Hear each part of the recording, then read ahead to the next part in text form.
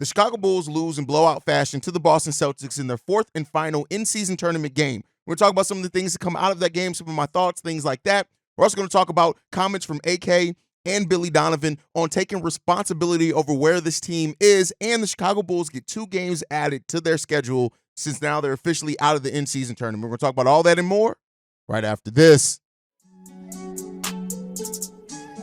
You are now tuned in to Chicago Bulls Central, your number one place for all Chicago Bulls news and content.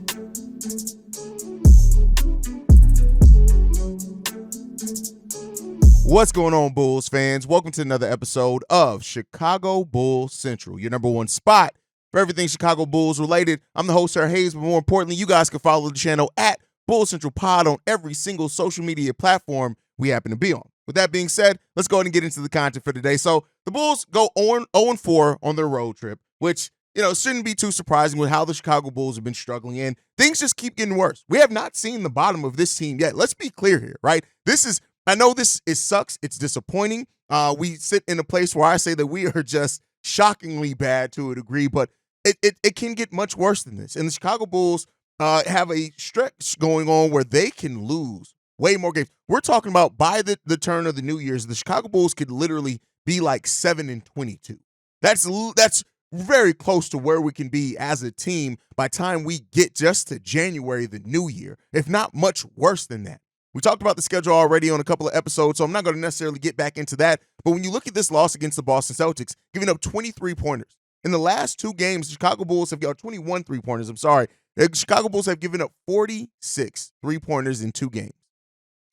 It's tough, right? And this is a team that, yes, we got Alex Caruso back in yesterday's game, and I like the minutes that we got from Kobe and Patrick Williams. I like how the guys are showing up. Julian Phillips just continues to show a little bit. Again, not a lot of time there, but the effort, the energy, the things that Julian Phillips really can give, and the way that he's really killing it down in G League, you have to ask yourself at some point in time, depending on what happens with the trade or the roster changes, we may be seeing a lot more of Julian Phillips. We may need to towards the end of the season, but everything's still a struggle. Nikola Vucevic is playing some of the worst basketball. No, let me stop with the hyperbole, because that is hyperbole. What's not hyperbole is Nikola Vucevic is playing the worst basketball in his career right now.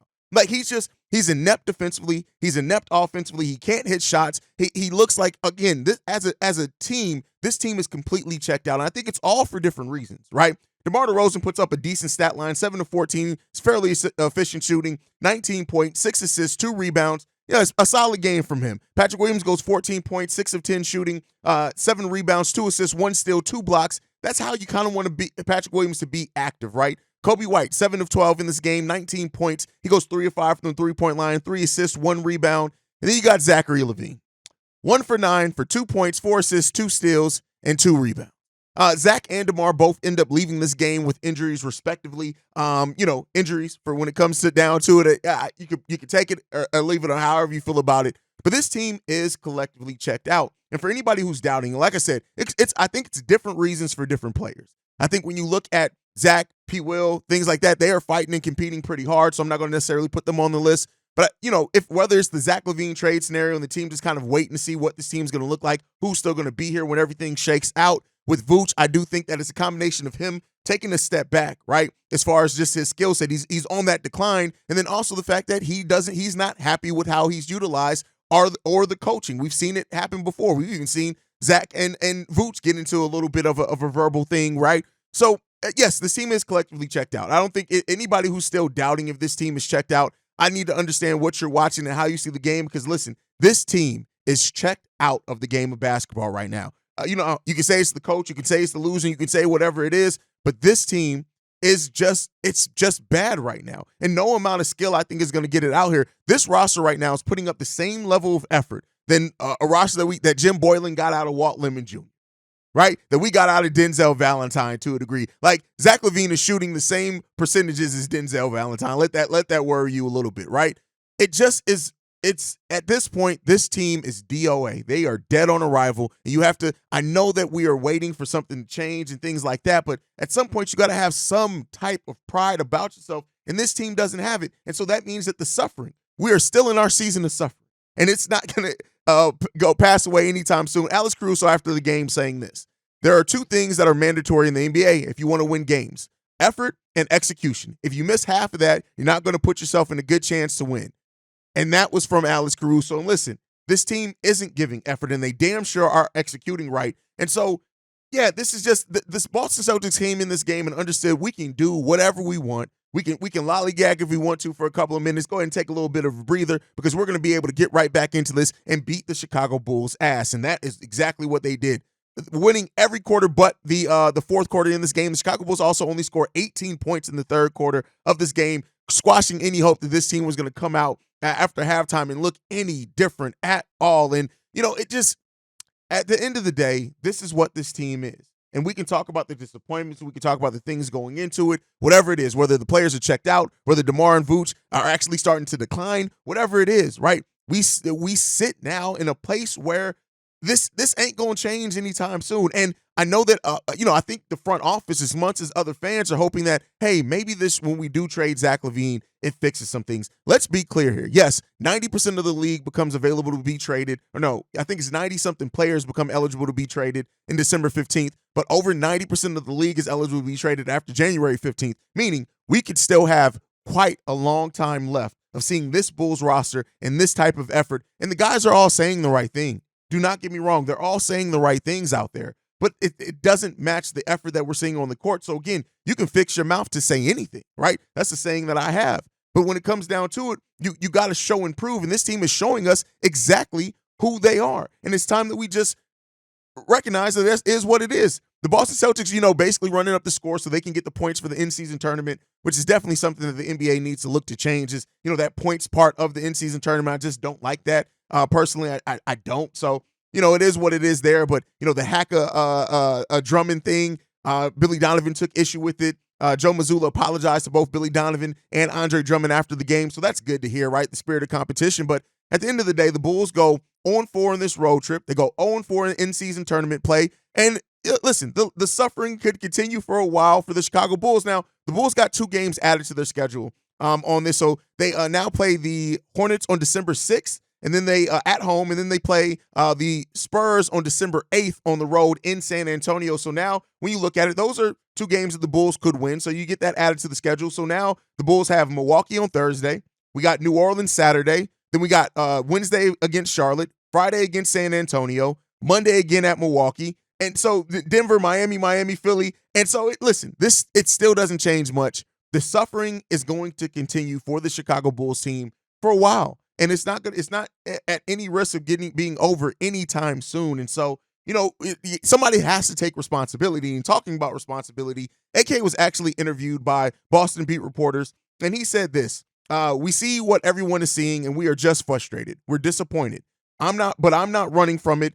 It's my responsibility." And so, when you have a front office that sees a team that is struggling and hurting themselves, and they say, it's my responsibility. Now, I know some fans are going to take that and say, because we live in that microwave society, they're going to take that and say, all right, bet, why aren't the trades coming then? You still have to make smart trades, but listen, AK has to get the Zach LaVine trade right, or whatever the next version of this roster is. We have to start making better decisions, and hopefully in him saying he doesn't hide from it or run from it, his responsibility, he realizes you have to start hitting on things. We haven't made a move, a trade in 2 years at the trade deadline, right? And that's not to say you need to make a trade every year at the trade deadline, even though some teams do. But this is a trade deadline that's important to fixing some of the things going on with the Chicago Bulls team, but also outside of just the trade. I think it's what a lot of us are focusing on, and I understand that. But outside of just the trade aspect of it, you have to start drafting well. You have to be more aggressive to go after free agents if you're going to try to compete now. Now, if you're going to commit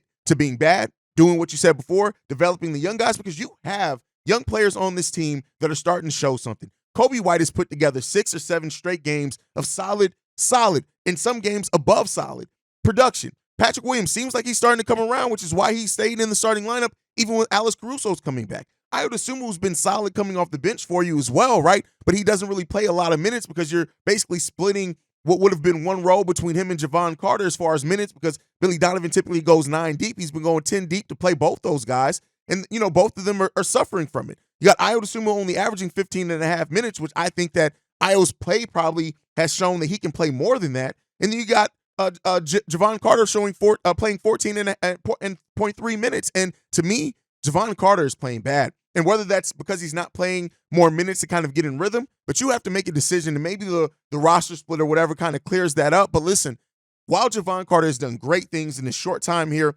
off the court, on the court, though, it's not really been that. And him and Torrey Craig have kind of fallen off. Now, again, I will give them credit that maybe it's due to the overall nature of the team. They're not the only ones, right? But Javon Carter right now, as we talk about players shooting some of the worst shooting percentages of their career, Javon Carter's doing that as well, shooting 38% from the field. 38%. The only other time he shot that bad was his rookie year with Memphis when he played 39 games and, again, played 14.8 minutes per game. So, listen, at the end of the day, there's a lot going on with this team, and AK saying that he takes responsibility, then you have to now show that.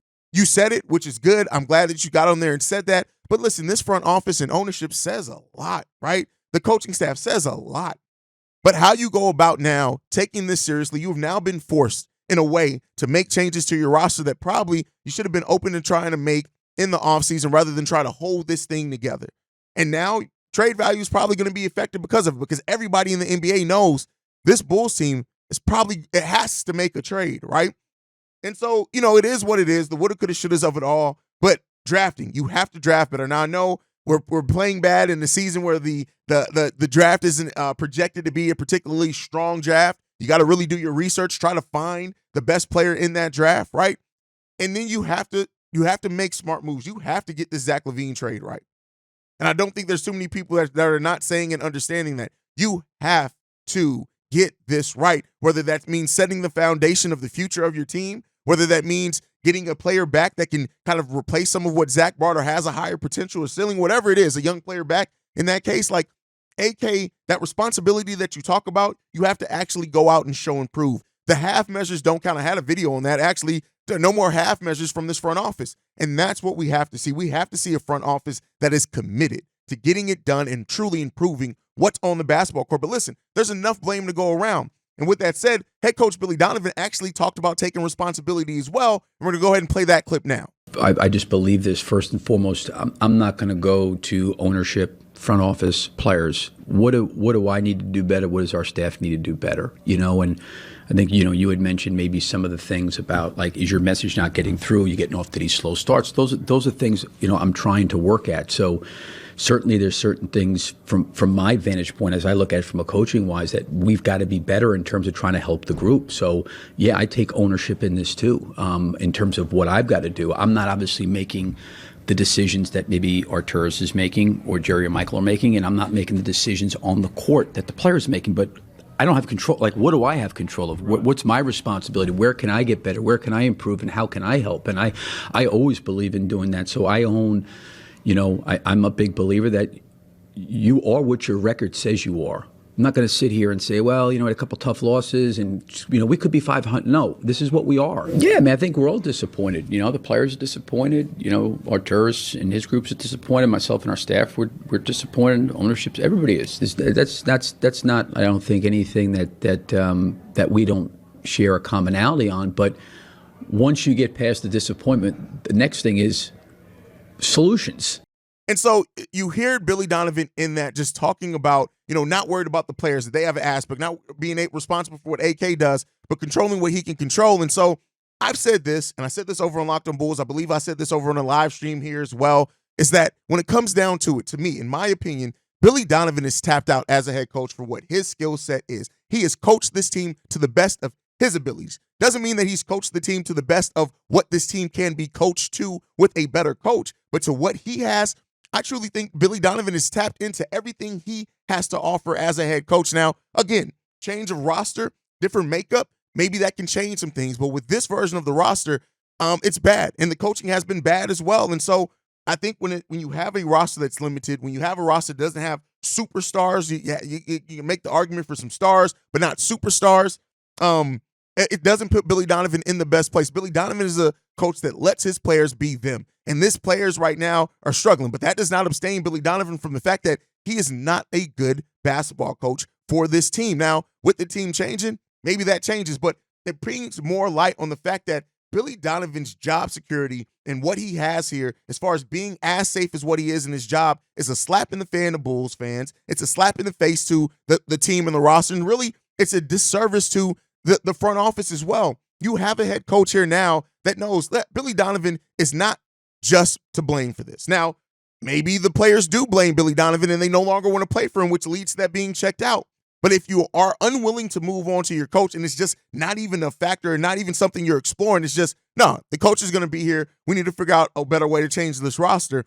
You are not opening yourselves to all the possibilities because it's completely possible that you bring in a different mix of players here, but it still needs a different coach to kind of bring it all together. So, to hear that from Billy Donovan and say his staff isn't happy, things like that, but you really aren't making considerable changes. You talk about it, right? But this team is dead last in pace, dead last in assists. Those are two things that you came into the season saying that you wanted to fix, and we have not seen that come into fruition in reality for the Chicago Bulls team.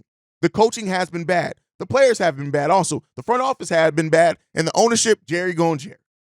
And so unless something magically changes to where you get this perfect roster that's just ready to give Billy Donovan the type of roster that he needs to be a successful head coach in the NBA, it's going to keep being the disappointment here. So while I love hearing that Billy and AK are taking responsibility and taking ownership over where the Bulls sit right now, and they want to get it right and things like that, I've heard this story before. And that story led us to where we are right now as Chicago Bulls fans. Those type of comments is exactly what got us where we are. You got to show it. You have to go out and show it. And so, listen, I feel like players tell you whether they're giving up on somebody. And like I said, I think it's different for different players on this team, but largely this roster is not competing for their head coach and Billy Donovan. And you got to look at even outside of that. This team doesn't move without the ball. And while Billy Donovan said, yeah, I'm not on the court, but listen, you build an environment. You build a level of expectations. That's the job of a head coach. And you should not get into this head coaching thing in the NBA if you're going to look at it when it all goes to shit and say, hey, I'm not on the court. You built the culture. You built that expectation. And so, it is what it is, man. It's frustrating to see. And we'll see what ends up coming of it. But right now, I'm a frustrated Chicago Bulls fan. I know a lot of you guys are as well. And we'll see what the future brings us. I still think it's going to be a lot of pain and suffering. But hey, maybe I could be wrong in that, and we'll see. Make sure you guys stay tuned in right here at Chicago Bulls Central. Make sure you're following the show at Bulls Central Pod on every social media platform. You can send us any feedback, questions, comments, concerns, bullcentralpod@gmail.com. And then lastly, if you want to leave a text message and our voicemail for the mailbag, the number to do so, 773-270-2799. We are the number one spot for everything Chicago Bulls related, thanks to you guys. And like we like to end every episode on, Chi-Town Up. No, that's the Bears intro. Why do I keep mixing that up? Like I like to end every episode on, Go Bulls. Love you guys. See red if you can, y'all. I'm not seeing red, but hey, it is what it is there. Peace, y'all. This has been a presentation of the Break Media.